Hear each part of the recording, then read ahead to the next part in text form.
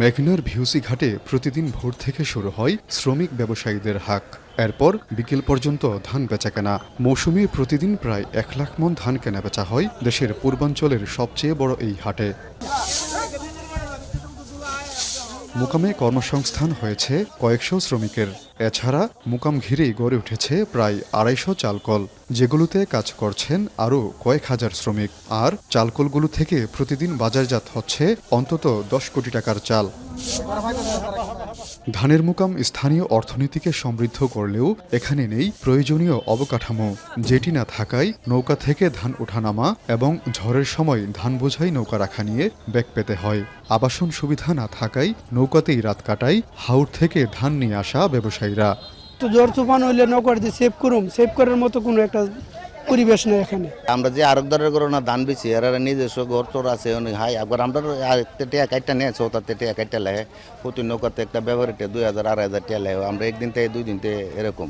আমরা চাই এখন যদি নৌকালাটা বড় আর নৌকা দিন আইলে দিন খারাপ থাকলে নৌকা লাহার যদি একটা হারি করা হয় তখন আমরা বিরাট একটা সুবিধা পাবো।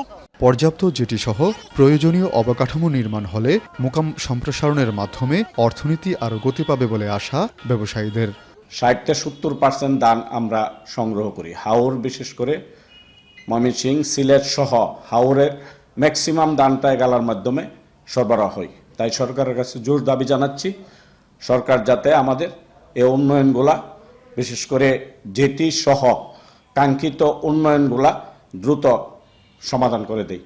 মুকাম সম্প্রসারণ এবং শ্রমিক ব্যবসায়ীদের ভোগান্তি নিরসনে প্রয়োজনীয় অবকাঠামো নির্মাণে ব্যবস্থা নেওয়ার কথা জানান উপজেলা নির্বাহী কর্মকর্তা। এই বিষয়ে আমাদের যারা ব্যবসায়ী রয়েছে তাদের সাথে আমরা মতবিনিময় করব এবং মতবিনিময় করার পর তাদের যে সকল বিষয়ে তাদের দরকার সেজন্য প্রয়োজনীয় ব্যবস্থা গ্রহণ করব। হাওড়াঞ্চলের অন্তত 7 জেলার কৃষকের ধান মুকামে এনে বিক্রি করেন ব্যবসায়ীরা।